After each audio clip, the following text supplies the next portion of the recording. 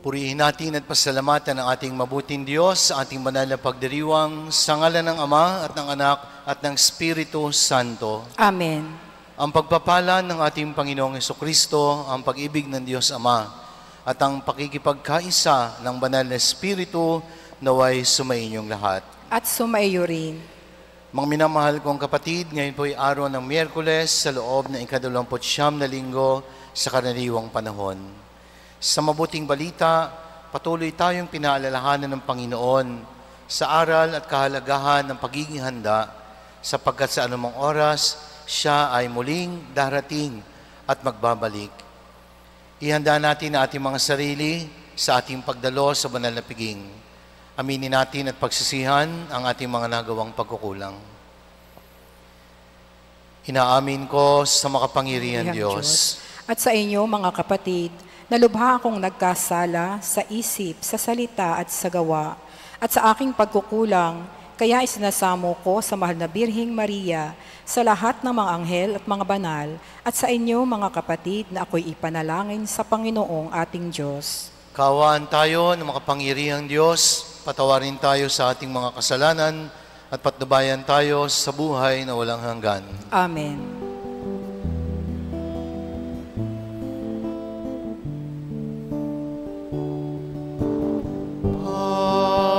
Panginoon, kaawaan mo kami. Panginoon, kaawaan mo kami. Kristo, kaawaan mo kami. Kristo, kaawaan mo kami. Panginoon, kaawaan mo kami. Panginoon, kaawaan mo kami. Manalangin tayo. Ama naming makapangyarihan, gawin mong lagi naming matapat na sundin ang loob mo upang kami wagas na makapaglingkod sa iyo. Sa pamamagitan ni Hesukristo, kasama ng Espiritu Santo, magpasawalang hanggan. Amen.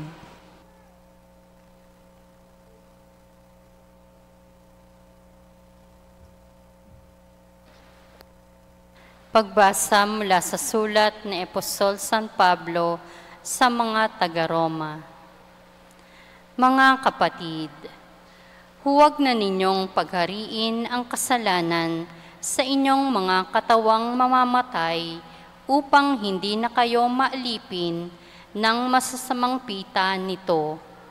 Huwag ninyong ipailalim sa kapangyarihan ng kasalanan ang alinmang bahagi ng inyong katawan bilang kasangkapan ng kasamaan. Sa halip, pasakop kayo sa Diyos bilang mga taong namatay at muling binuhay, at ihandog sa Kanya ang buo ninyong pagkatao bilang kasangkapan ng katuwiran. Sapagkat hindi na dapat maghari sa inyo ang kasalanan, yamang kayo'y wala na sa ilalim ng kautusan, kundi nasa ilalim ng kagandahang loob ng Diyos. Ngayon, gagawa ba tayo ng kasalanan dahil sa wala na tayo sa ilalim ng kautusan, kundi nasa ilalim ng kagandahang loob ng Diyos? Hindi. Alam ninyong kapag kayo'y napailalim kanino man bilang alipin, alipin nga kayo ng inyong pinapanginoon, mga alipin ng kasalanan, at ang bunga nito'y kamatayan, o mga alipin ng Diyos, at ang bunga nito'y pagpapawalang sala. Ngunit salamat sa Diyos, sapagkat kayong dating mga alipin ng kasalanan ay naging masunurin sa aral na tinanggap ninyo. Pinalaya na kayo sa kasalanan at ngayoy mga alipin na ng katuwiran. ang salita ng Diyos. Salamat sa Diyos. Sa pangalan ng may kapal, tayo ay tinutulungan. Sa pangalan ng may kapal, tayo ay tinutulungan. Ano kaya't di pumanig sa atin ang Panginoon? O Israel, ano kaya ang sagot sa gayong tanong? Kung ang Panginoong Diyos sa amin ay di pumanig, noong kami salakayin ng kaaway na malupit, maaaring kami noon ay nilulunan ng buhay sa silakbo ng damdamin at matinding kagalitan. Sa pangalan ng may kapal, tayo ay tinutulungan. Maaaring kami nooy natangay na niyong agos, naanod sa karagatat, tuloy-tuloy na nalunod. Sa lakas ng agos nooy, nalunod nga kaming lubos. Tayo ay magpasalamat, ang puon ay papurihan, pagkat tayo'y iniligtas sa malupit na kaaway. Sa pangalan ng may kapal, tayo ay tinutulungan. Ang katulad nati, ibong sa bitag ay nakatakas, lubos tayong nakalaya na ang bitag ay mawasak. Tulong nating kailangan ay sa poon nagmumula, pagkat itong lupa't langit, tanging siya ang lumikha. Sa pangalan ng may kapal, tayo ay tinutulungan.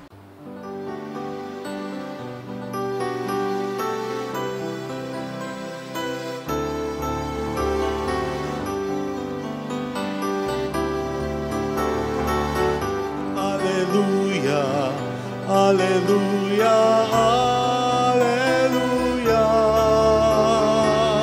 alleluia, alleluia, alleluia,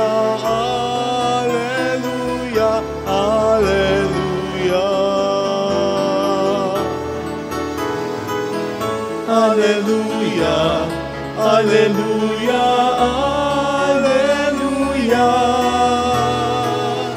alleluia, alleluia, alleluia, alleluia.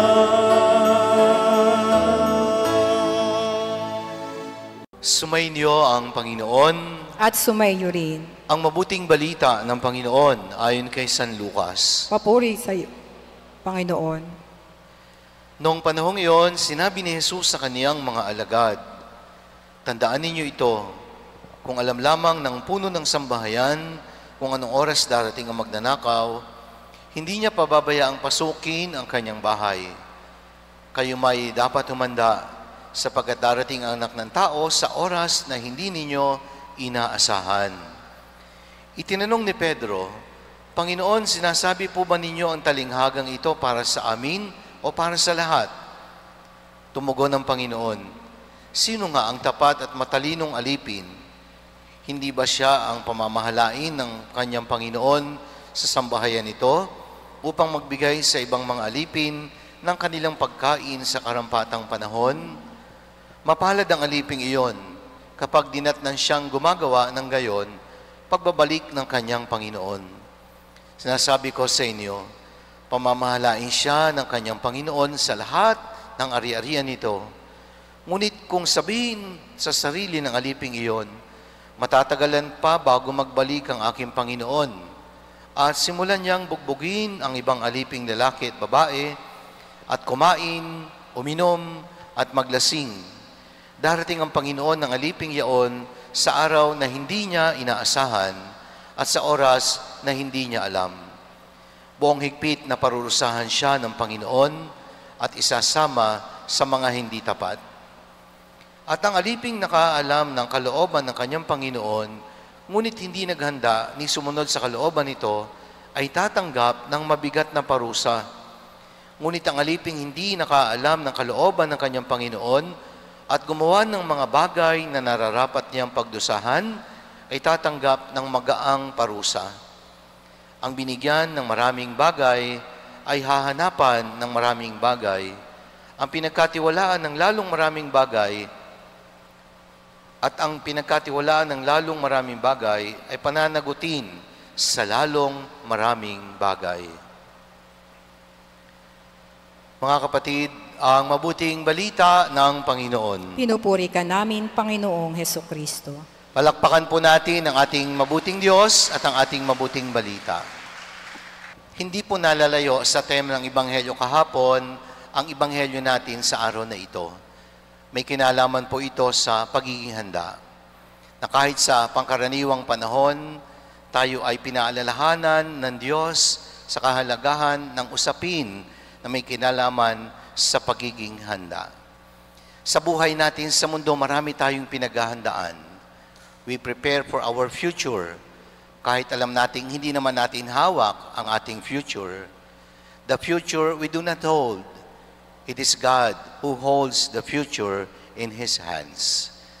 Pero ang pagiging handa ay mananatiling isang napakahalagang usapin na dapat lagi nating pinagninilayan.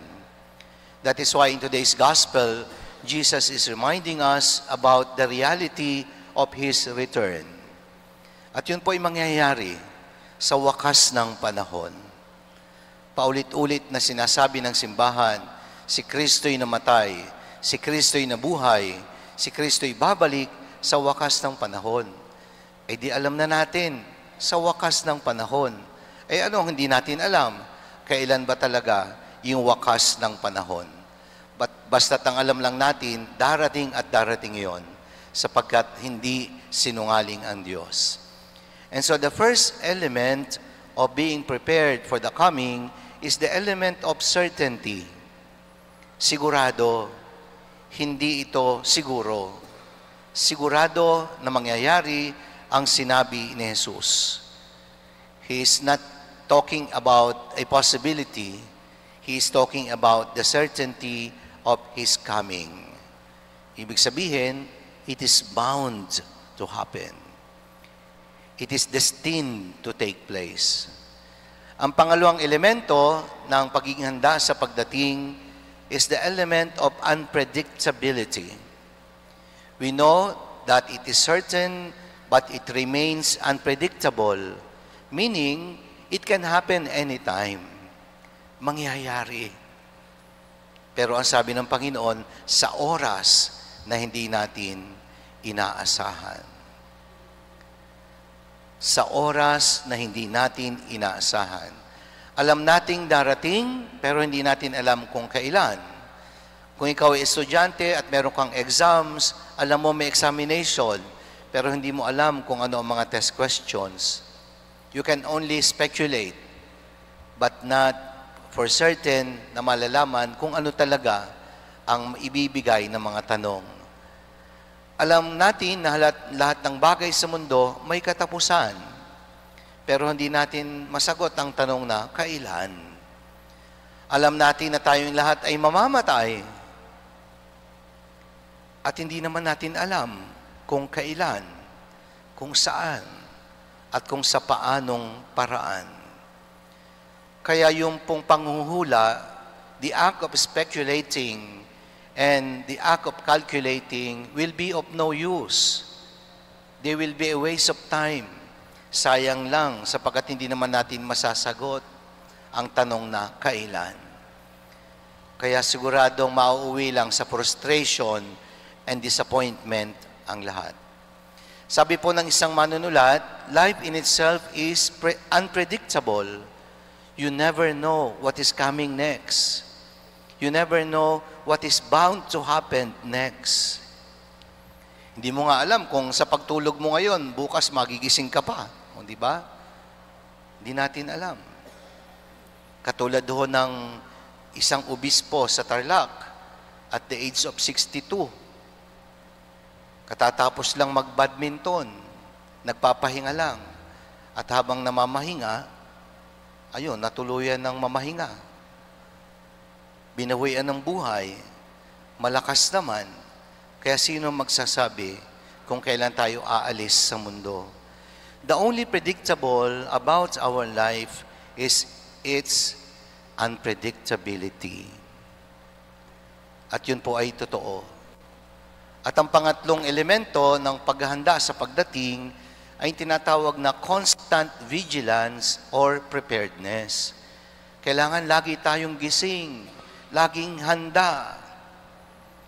Gawin ang nararapat sa anumang oras. Huwag mag-procrastinate. Yung para bang, bukas na lang, may oras pa naman. Paano kung wala ka nang oras? Hindi mo nga hawak ang oras mo Kaya anumang mabuti na pwede nating gawin ngayon, gawin mo na before it is too late. Kung kailangan mo magpatawad ngayon, magpatawad ka na. Kung gusto mong maging mapayapa ang iyong buhay, alisin mo mga galit sa puso mo habang may oras pa. Dahil baka mamatay kang nakasimangot. No? Ang gandang-ganda mo na nabubuhay ka. Nung nasa kabaong ka tinitingnan, nakamurangot ka. Sayang naman. No?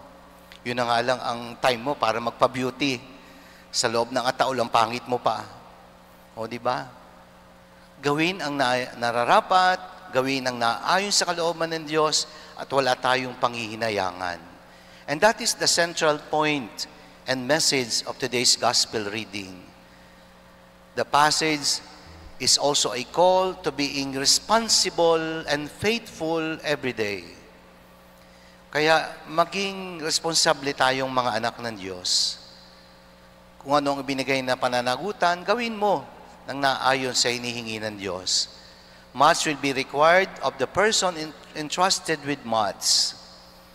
And much will also be demanded of the person entrusted with more.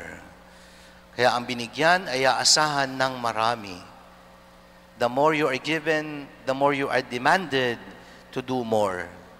Because the reward for a good work is more works. Kaya gawin lagi ang tama, laging maging handa. Always do what is right. Because the Lord will come back when the time is right. Pagpalain po tayo ng Diyos.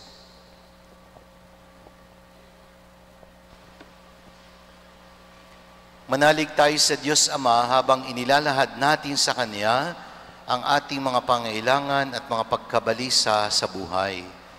Ang ating itutugon, bigyang lakas mo kami sa aming paglilingkod sa iyo, Panginoon. Bigyang lakas mo kami sa aming paglilingkod sa iyo, Panginoon.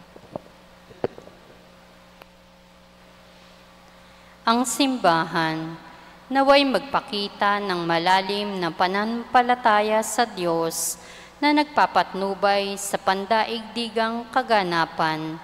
Manalangin tayo sa Panginoon. Bigyang lakas mo kami sa aming paglilingkod sa iyo, Panginoon. Ang mga pinuno at manggagawa ng gobyerno naway maging tapat sa kanilang tungkulin at maging laging handang magbigay sulit ng kanilang gawain, hindi lamang sa tao, kundi lalo na sa Diyos.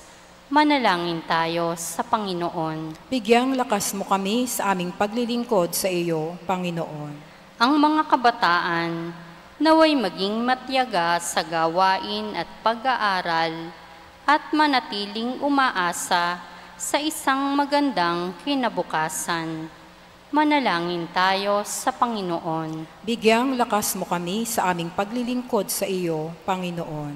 Ang mga naghihingalo naway tumingin kay Kristo nang may pag-asa at nagbabalik loob na pananalig.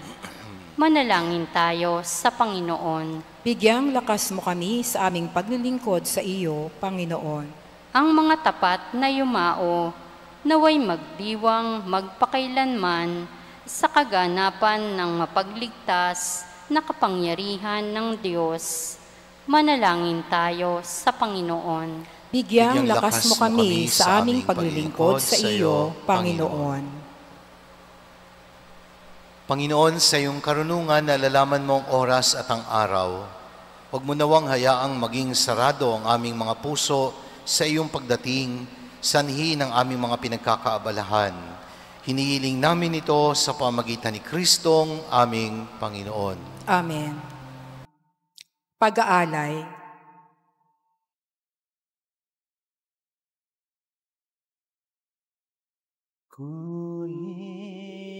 Tanggapin ang alay na ito, mga biyayang nagmula sa pagpapala mo.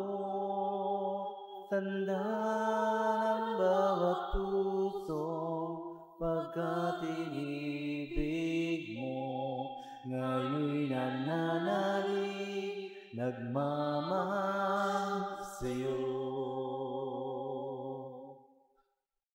Tinapay na nagmula sa buti ng trigo, pagkain nagbibigay ng buhay mo, at alak na nagmula sa isang pantay na ubas, inumin nagbibigay lakas.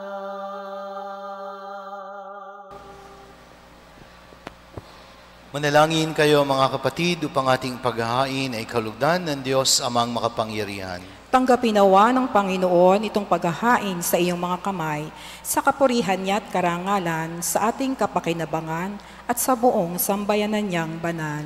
Ama naming lumikha, ipagkaloob mong ikaw ay aming kusang mapaglingkuran sa paghahain namin ng mga alay na iyong bigay, upang kami dalisay ng iyong pagmamahal sa paglilingkod namin ngayong ginaganap ang banal na pagdiriwang sa pamagitan ni Jesucristo kasama ng Espiritu Santo magpasawalang hanggan. Amen. Sumainyo ang Panginoon. At sumaiyo rin. Itaas sa Diyos ang inyong puso at diwa. Itinaas na namin sa Panginoon. Pasalamatan natin ang Panginoong ating Diyos. Marapat na siya'y pasalamatan. Ama naming makapangyarihan, tunay ngang marapat na ikaw ay aming pasalamatan. Ikinalugod mong likhain ang sanlibutan na iyong pinagbabago at idinarangal sa pamagitan ng iyong anak na kinalulugdan. Kaya't utang na loob ng iyong mga itinatangi at ng mga banal na kapiling mong lagi ang iyong paggiliw at pagkakandili. Kaya kaisa ng mga anghel na nagsisiawit ng papuri sa iyo, nang walang humpay sa kalangitan, kami nagbubunyi sa iyong kadakilaan.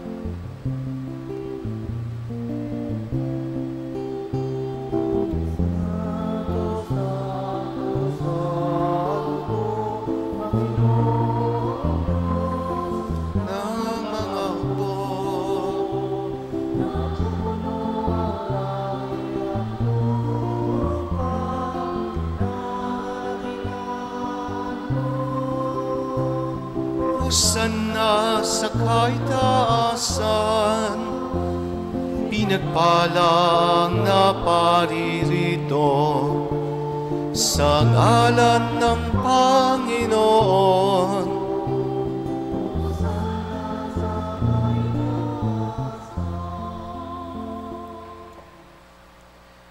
Ama naming banal, ikaw ang bukal ng tanang kabanalan, kaya't sa pamamagitan ng iyong Espiritu, gayon mong banal ang mga kaloob na ito upang para sa amin ay maging katawan at dugo ng aming Panginoong Hesukristo.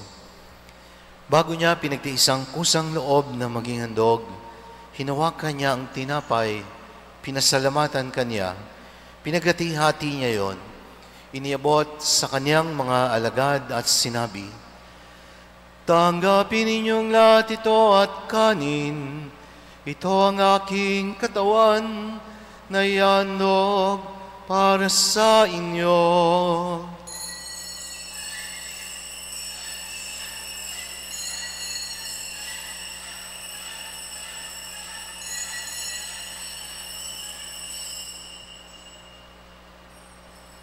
Gayun din naman matapos ang hapunan, hinawakan niya ang kalis, muli kanyang pinasalamatan. Iniabot niya ang kalis sa kanyang mga alagad at sinabi, "Tanggapin ninyong lahat ito at inumin. Ito ang kalis ng aking dugo, ng bago at walang hanggang tipan.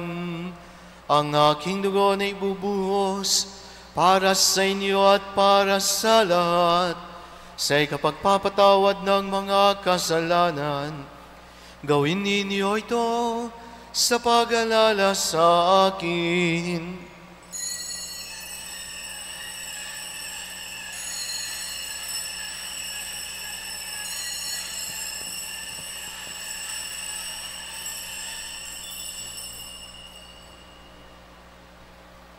Ang misteryo ng pananampalataya.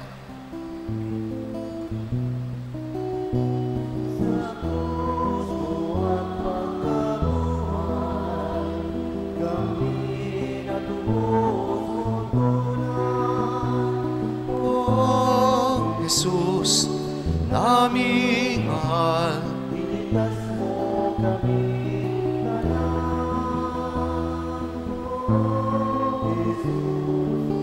naming mahal.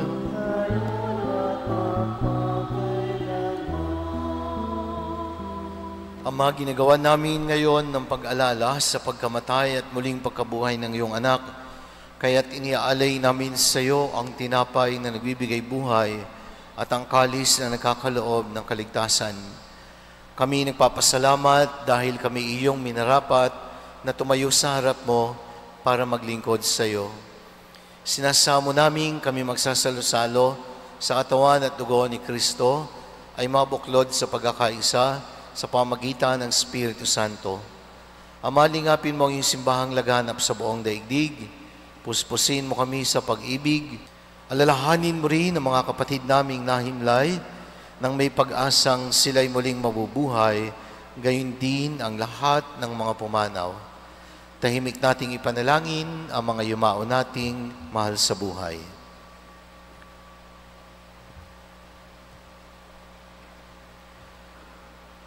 Kaawaan mo sila at patuloyin sa iyong kaliwanagan. Kaawaan mo at pagindapatin kaming lahat na makasalo sa iyong buhay na walang wakas. Kaisa ng mahal na Birheng Maria na Ina ng Diyos, ang kanyang kabiyak ng pusong si San Jose, kaisa ng mga apostol, San Antonio ng Padua, San Roque at ng lahat ng mga banal na namuhay dito sa daigdig ng kalugod-lugod sa iyo. May pagdiwang nawa namin ang pagpupuri sa ikararangal mo sa pamagitan ng iyong anak na aming Panginoong Hesukristo. Sa pamamagitan ni Kristo, kasama niya at sa Kanya, ang lahat ng parangal at papuri ay sa iyo, Diyos amang makapangyarihan, kasama ng Espiritu Santo, magpasawalang hanggan.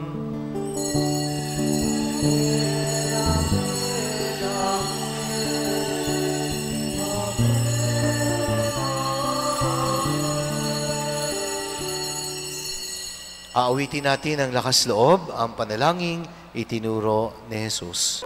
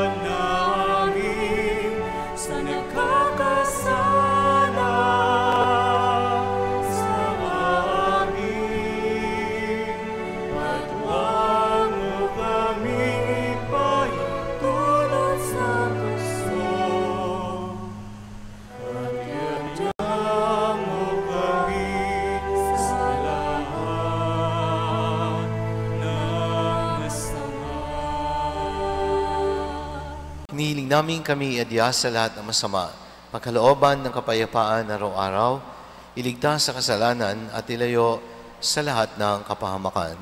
Samantalang aming pinananabikan ang dakilang araw ng pagpapahayag ng tagapagligtas naming si Jesucristo.